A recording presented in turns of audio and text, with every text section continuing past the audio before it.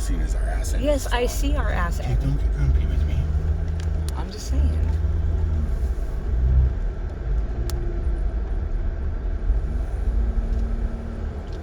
Oh, right there.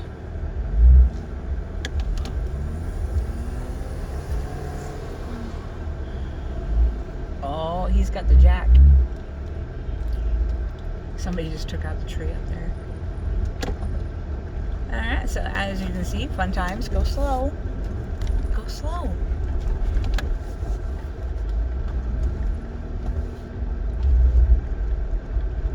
Oh, there's a nice open spot right there.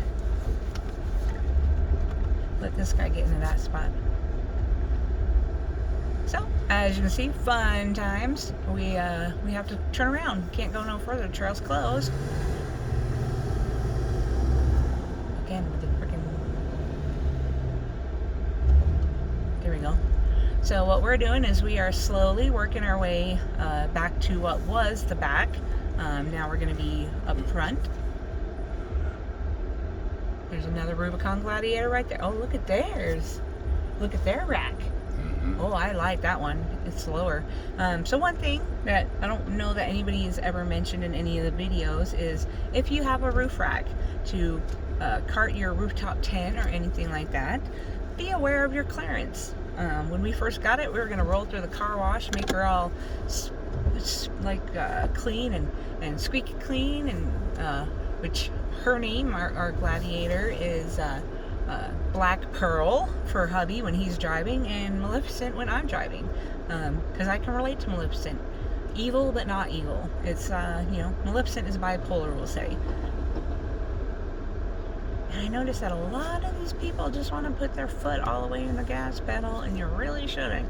So just a tip, if you're trying to get turned around, especially in the snow or mud, do not romp on it. So many people think, oh, more power. You're not Tim Taylor. Tim the Toolman Taylor? Is that what? Tim the Toolman from Home Improvement, in case you haven't seen that show. He's all about the power. What happens when he adds power? He ruins crap. Dishwashers and lawnmowers, you name it. Slow and steady. Slow is steady, steady is fast. So take your time. Don't go over 5 miles per hour if you have to. Very gently. You want to idle, like in a truck, a semi-truck. You have idle mode, especially when you're stuck in traffic. You don't want to keep your foot on the brake and gas and keep alternating. Your leg gets tired. So you just put it in idle mode, and it'll creep along by itself, less than 5 miles an hour. You just have to steer it. So just keep that in mind when you're trying to get out of a hairy situation or get turned around. Go slow. Don't even put your foot on the gas pedal if you don't have to, and take your time. We were trying to get past the group here. We kept sliding towards the Jeep beside us, and that's not what we want to do. Turn around. We got turned around. Alright, so it sounds like everybody except for 1 or 2 Jeeps in front of us have gotten turned around. We're going to let a group go by so we can kind of put ourselves in the middle of the group, which is kind of where you want to be, in the middle. Oh, look at his. And that's, one other fun thing about going out with a big group is you get to bounce ideas off of each other. This guy right next to us is mudstock.com, MUDSTOC. Possibly a K, but his decals faded a little bit. So Mudstock, I'm sure you can just search it either with a K or without. He's got some really great gasoline help me. Rotopacks. The gasoline containers, that's what I was trying to say. He's got a couple of them, and he's got a CB antenna mounted there on the back. Some of them got them mounted on the front. A lot of these guys are really, really set up. That's the Jeep that I was talking to you about right there. That's going to be in front of us. That I should be driving because it's maroon, just like my clothing. But here we are. We're all getting in the position to turn around so we can head back and see what other ventures. Alright, so we are positioning ourselves kind of in the middle of the pack. We got that Bronco that I was telling you about. Obviously, he got lost and decided to have some fun, which, again, we don't discriminate. We love all four-wheelers. And I just noticed what I perceived as being balls. Sorry if that is inappropriate, but it's nature, part of life. I thought his balls were hanging low. It's actually a cowbell.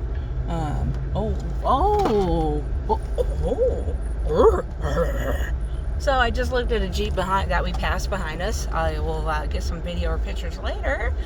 Again, back to Jeep goals, hashtag Jeep goals.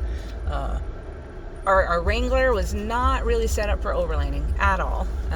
Our idea of overlanding with the Wrangler was going to be to have a tent, which you can absolutely do, and a cooler, so we could go out, which we had a blast. Wasn't as lifted as the Rubicon, so we got much higher clearance. We have our roof rack with the roof Try to get everybody turned around and back down to the 1818, I guess. Quarry, you can go out that way, is what they're talking. Alright, so there you go. We're going to be heading for road 1818. Just getting everybody all turned around here. Might have to winch a couple people, hard to say. But anyways, back to what I was saying about that Jeep. On his spare tire, he has a Rotopack.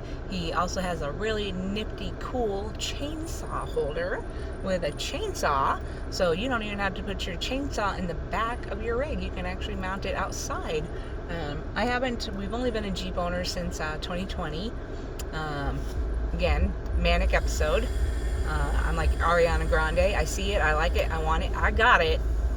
Because I've been wanting a Jeep forever, I went and got a Jeep. Traded in my Chevy Equinox, which was almost paid off. Thankfully, the payment only went up about $100 a month, which we could manage. But this time, yeah. Doubled. Manic episode. Decided to skip work and head for the coast. Originally, my thought process was there was a bipolar and depression rally going on at the high school in Newport. And let him go. Oh, they're both okay. So they're pulling over so they can drop in behind. Apparently, Mr. Cowbell. That is just so funny. I think I need to go get a cowbell now. But anyways, I headed to Newport because I had seen the article about the bipolar and depression rally. I thought it was suicide. Depression, suicide. Okay, so let me be more specific. Suicide, mental health, will just encompass it all. So there was a mental health rally at the high school over in Newport. And me being manic and my family pretty much hating me because I'm Mrs. Hyde. Nobody likes Mrs. Hyde.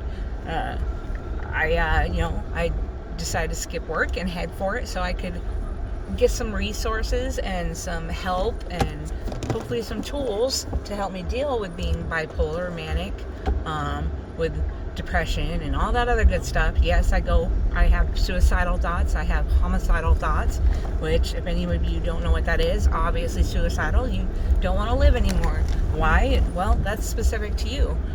For me, it was because of being manic. I lost continuous jobs. Back to what I was saying earlier, I've lost 5 jobs in the last 2 years since being manic. That's not me. That's not who I am. I keep a job. I was, restaurant management for probably better part of 20 years. It afforded me the ability to buy my first home at 23. I was managing a restaurant, Taco Bell to be specific. Yes, it's fast food, but you know what? It's a job. So all of you fast food worker haters out there, take note. You could wind up in that position someday, so you better embrace it. If you like your fast food, obviously you're going to eat it. Somebody has to make it. So unless you're going to go make it yourself, stop hating on the fast food workers who probably more so than football players honestly deserve higher wages than a lot of you and a lot of us.